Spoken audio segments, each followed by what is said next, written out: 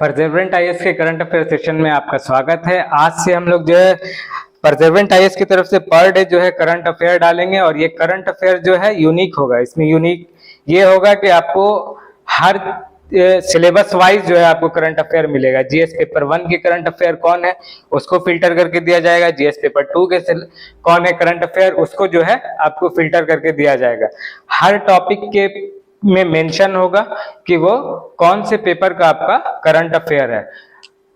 तो शुरू करते हैं हम आज से करंट अफेयर बीपीएससी के लिए, बीपीएससी ट्री के लिए, बीएसएससी के लिए, एसआई के लिए, सबके लिए ये करंट अफेयर इंपॉर्टेंट रहेगा।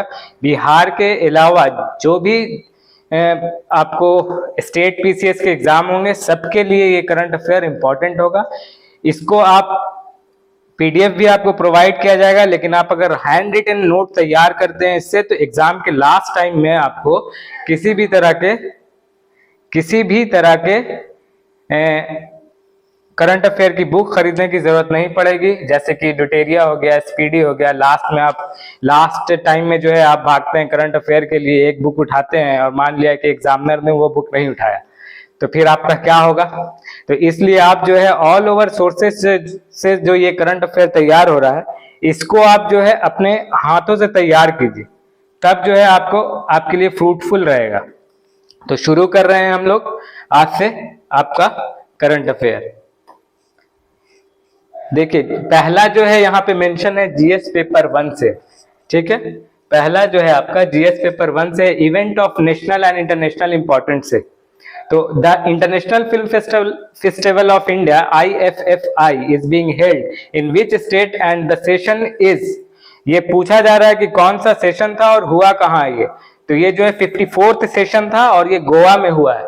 देखिए ये मेंशन है यहाँ पे, ठीक है, गोवा 54th सेशन गोवा में मेंशन है। अब इसके पास एक्सप्लेनेशन भी देख लीजिए आप। 54 international film festival of India is being held in Goa, ठीक है। नवंबर 20 से 28 तक ये चलने वाला है। और इसमें एक इंपॉर्टेंट चीज ये है कि माइकल डगलस को सत्यजीत रे का इस बार अवार्ड मिलेगा international film festival of India में, ठीक है। ये स्टार्ट कब से हुआ है ये अवार्ड देना, तो 1952 से। ऑर्गेनाइजर कौन है इसके, national film development corporation of India, ministry of information and broadcasting के थ्रू ये जो है इसकी तैयारी होती है। स्टेट कौन सा था आपका, गोवा था। तो यहां पे इंपॉर्टेंट आपके लिए सेशन है और प्लेस है, ठीक है, Goa and 54th session. Next है आपका, देखिए जीएस पेपर 1 का ही है, event of national and international importance से। Which Indian has won the international Emmy award 2023 title in the best unique comedy category याद रखिएगा, ये भी इंपॉर्टेंट होता है कि बेस्ट यूनिक कैटेगरी में कौन सा अवार्ड किसको मिला है। तो ये आपके हैं वीर दास, ठीक है, इंपॉर्टेंट पर्सनालिटी है, याद रखिएगा। न्यूयॉर्क में ये हुआ था और international Emmy award 2023 ceremony was held in New York, India. Stand up comedian Vir Das को दिया गया है, ठीक है। ये पोइट्री भी लिखते हैं और कॉमेडियन भी हैं। नोट एक बात और याद रखिए कि एकता कपूर, इनको क्या मिला है, producer and film maker Ekta Kapoor awarded the international Amy directorate award, ठीक है, 2023। फर्स्ट इंडियन वुमेन है ये, इसलिए इंपॉर्टेंट हो जाता है, याद रखिएगा इनको। इसके अलावा भी यहाँ पे कुछ मेंशन है जो आपके पीडीएफ में ये रहेगा, इसको देख लीजिएगा। और इंपॉर्टेंट नोट करने वाली बात है ये कि ये टेलीविजन इंडस्ट्री में दिया जाता है आपका एमी अवार्ड, ठीक है। नेक्स्ट देख लेते हैं। नेक्स्ट भी जीएस पेपर 1 रीसेंट अपॉइंटमेंट, एक आपके हर करंट अफेयर में ये चीज आती है, रीसेंट अपॉइंटमेंट नेशनल और इंटरनेशनल दोनों ही इंपॉर्टेंट होता है। जब इंटरनेशनल लेवल पे किसी इंडियन को दिया जा रहा है कोई अवार्ड या कोई अपॉइंटमेंट तो वो इंपॉर्टेंट हो जाता है, इसलिए यहाँ पे जीएस पेपर 1 करके मेंशन है। यही चीज आपको ध्यान में रखना होता है, इसी से पता चलता है कि कौन चीज आपके काम का है और कौन चीज काम का नहीं है, ठीक है। तो who has recently been appointed as the prime minister of European country Luxembourg European एक स्मॉल कंट्री है जिसके आपके वेस्ट में आपके लग्जमबर्ग के वेस्ट में है आपके, इसके साउथ में फ्रांस है, वेस्ट में बेल्जियम है, और इसके नॉर्थ में आपको, नॉर्थ में भी एक तरह से पूरी तरह से बेल्जियम से घिरा हुआ ये बहुत छोटा सा कंट्री है आपके यूरोप का। इसमें जो है लुइस फेरिडेन को जो है आपको अपॉइंट किया गया है एज ए प्राइम मिनिस्टर, ठीक है। 23 साल से ये पॉलिटिक्स में है। जिन लुइस फेरिडेन, इनको जो है ये एक वहां के पॉलिटिशियन भी हैं और लायर भी हैं, ठीक है। तो इनका 23 साल का पॉलिटिक्स का करियर रहा है। लग्जमबर्ग इंपॉर्टेंट इसलिए हो गया कि ये जो है आपको इसके ऑल अराउंड जो कंट्री है उसका नाम पूछा जा सकता है आपसे। उसके बाद लग्जमबर्ग के बारे में देख लीजिए थोड़ा, तो ये वेस्टर्न यूरोप में है, आपको पहले ही बताया। इसके आपके साउथ में फ्रांस है और इसके आपके वेस्ट में बेल्जियम है, ठीक है। जो भी कंट्री न्यूज में रहे उसके आसपास का जो है आप एरिया देख लिया कीजिए, वहां से क्वेश्चन बन जाते हैं, ठीक है। करेंसी याद रखिएगा यूरो है और कैपिटल इसकी लग्जमबर्ग विला या लग्जमबर्ग सिटी, ठीक है। नेक्स्ट है आपका GS paper 1 awards and culture. Awards and GS paper 1 में जो पहला आपका ये है, पहला टॉपिक ही है culture, awards culture and arts है। तो यहाँ पे ये इंपॉर्टेंट बन जाता है ये question, who is the first woman to be awarded Dhahan award of Punjabi literature. Dhahan award direct इस तरह से भी पूछा जा सकता है कि किस फील्ड में दिया जाता है, तो पंजाबी लिटरेचर में दिया जाता है। ये जरूरी नहीं है कि आपके स्टेट वाइज ही क्वेश्चन पूछा जाए, कभी कभी आपको जो है इस तरह का क्वेश्चन देखने को मिल सकता है कि दहन अवार्ड कौन से फील्ड में दिया जाता है, ठीक है, या किसको मिला है। तो ये है आपकी दीप्ति बबूता। दीप्ति बबूता को मोहाली बेस्ड लिटरेचर है ये, और Deepti बबूता has become the first women, ये भी फर्स्ट है इसलिए इंपॉर्टेंट है। दहन पुरस्कार पंजाबी लैंग्वेज का ये highest international award, literary award है, इसीलिए ये इंपॉर्टेंट हो जाता है, ठीक है। तो ये पंजाबी लैंग्वेज आपका जो इंटरनेशनली लिटरेरी अवार्ड है, ये हाईएस्ट पंजाबी लिटरेरी अवार्ड है, इसलिए इंपॉर्टेंट है, इसलिए इसको याद रखिएगा और इनका नाम याद रखिएगा, दीप्ति बबूता को। ये स्टार्ट कब से हुआ है? साल 2014 से, ठीक है।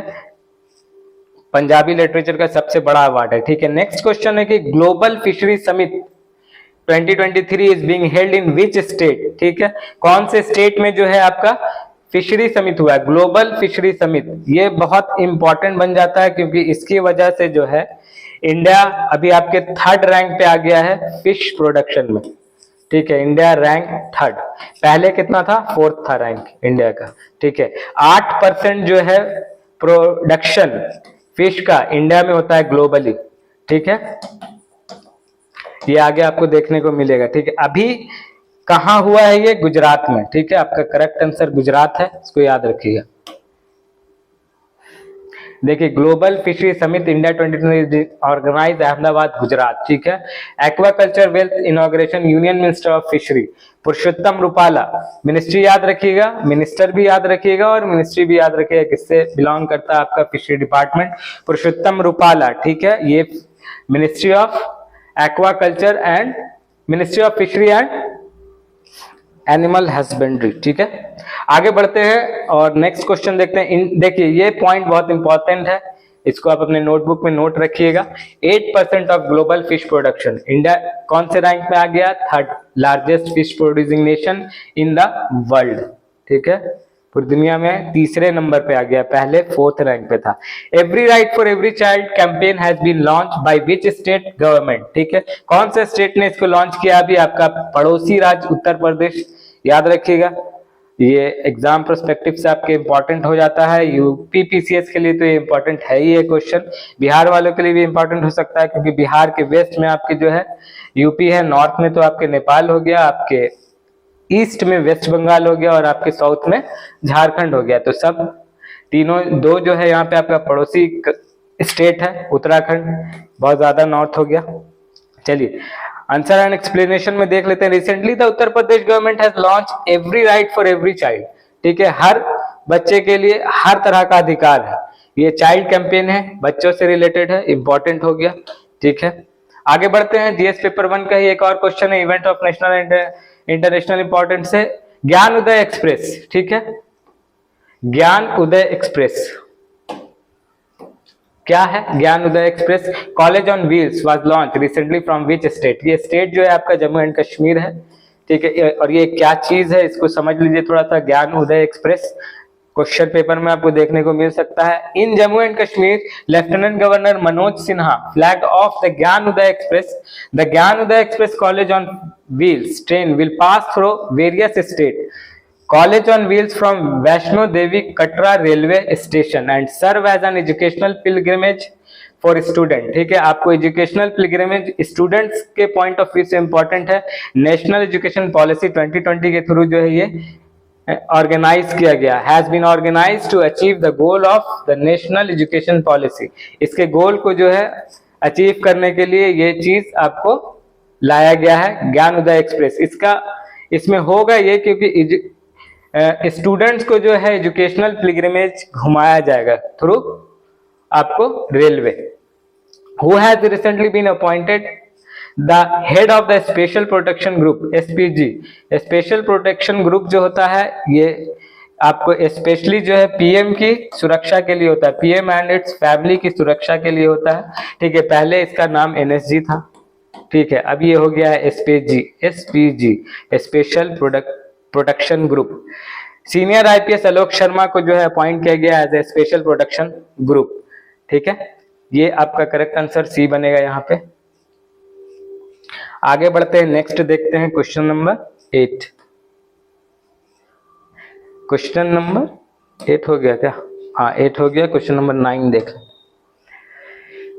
ये भी events of national and international importance है। The 11th international tourism mart is being held recently in which state? ठीक है, 11th याद रखिएगा। टूरिज्म मार्ट 11th जो हुआ है वो कहाँ हुआ है? ये हुआ है मेघालय में, ठीक है। आंसर एंड एक्सप्लेनेशन देख लीजिए। The ministry of tourism organise the international tourism mart Shillong Meghalaya from 21 to 23 November. इसमें एक चीज इंपॉर्टेंट रखिएगा कि मिनिस्ट्री आती किसके अंदर है? मिनिस्ट्री ऑफ टूरिज्म आता है जी किशन रेड्डी के अंदर का, ठीक है। टूरिज्म मिनिस्टर जी किशन रेड्डी। आपसे डायरेक्ट सवाल ये भी बन सकता है आपके एसआई वगैरह के एग्जाम में कि जी किशन रेड्डी जो है या फिर टूरिज्म मिनिस्ट्री किसके अंदर है? International tourism mart it is an annual event, हर साल होता है, तो इंपॉर्टेंट है। और question number 10, Padma Bhushan awardee doctor S Badrinath pass away recently, he was awarded Padma Bhushan in which year? ठीक है, क्वेश्चन इसलिए इंपॉर्टेंट है कि इनसे एक बहुत बड़ा संस्था जुड़ा हुआ है जो कि चेन्नई में है, ठीक है। 1978 में बना था शंकर नेत्रालय, ठीक है।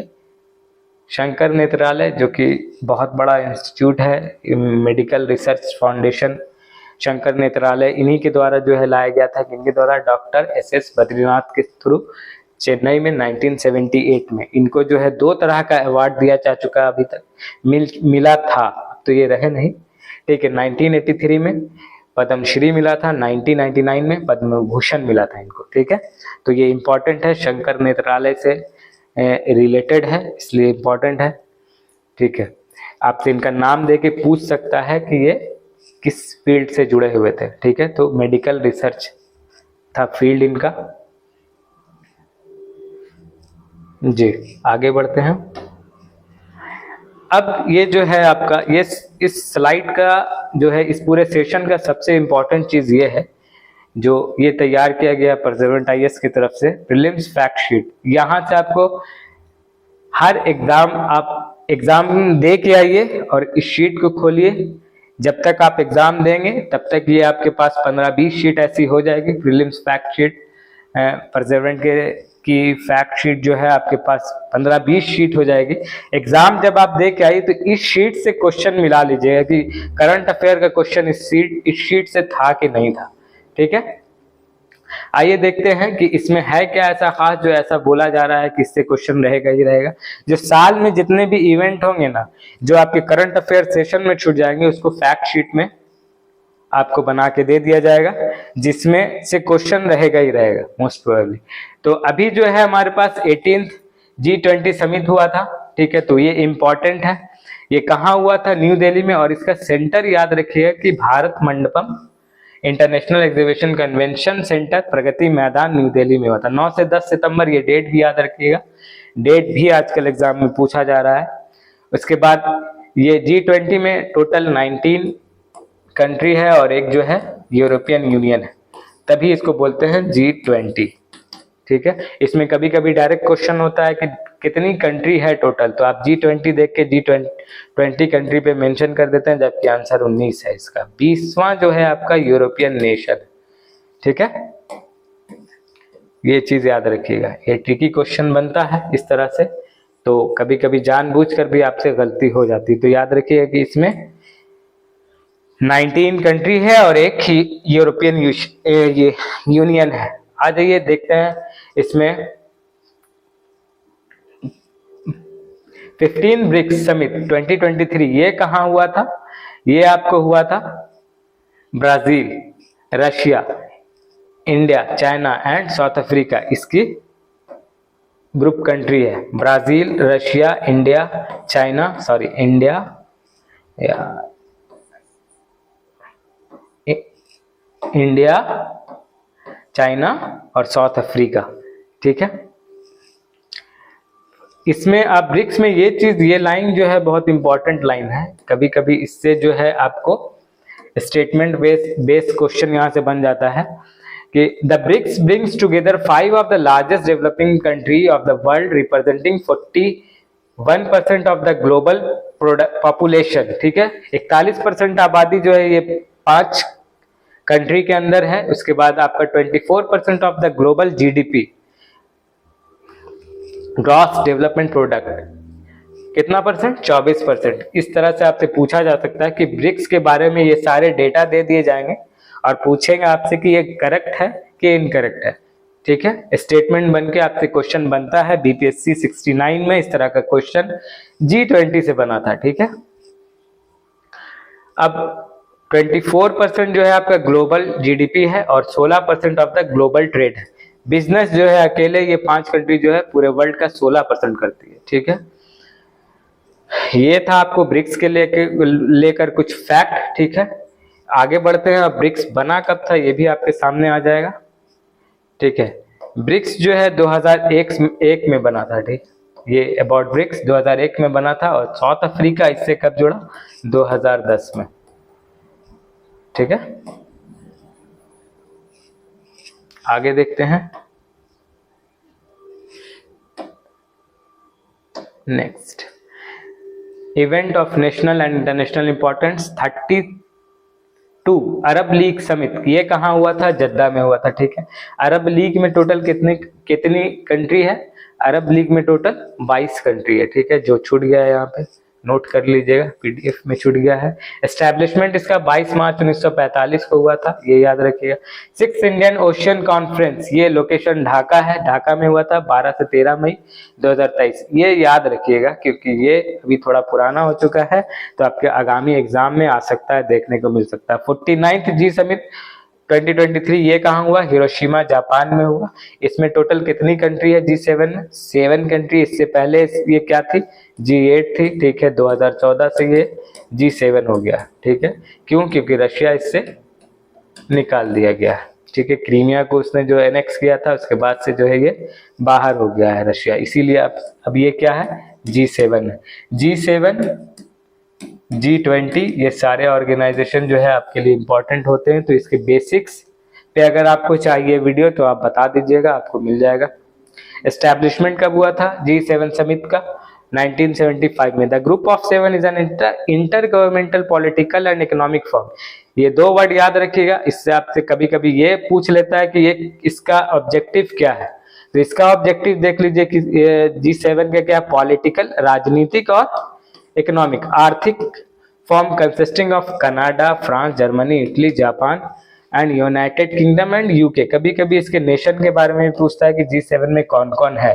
4 ऑप्शन देगा आपको, कनाडा देगा, फ्रांस देगा, जर्मनी देगा और एक आपको इंडिया को ऐड कर देगा और पूछेगा कि इनमें से कौन नहीं है, तो इंडिया नहीं है। ठीक है, G20 में आपका इंडिया है। तो अभी के लिए जो है इतना ही है आपके पास, ये सारे इंपॉर्टेंट है। आप अगर 10 क्वेश्चन ना भी देख पा रहे हैं तो इसका फैक्ट शीट जरूर देखिएगा, क्योंकि फैक्ट शीट से क्वेश्चन रहेगा ही रहेगा, क्योंकि फैक्ट शीट जो है पूरे साल का रिसर्च होके एक पन्ने में आता है, 4 से 5 टॉपिक, वो जो है आपके क्वेश्चन में देखने को मिलेगा। एंड होता है यहाँ पे।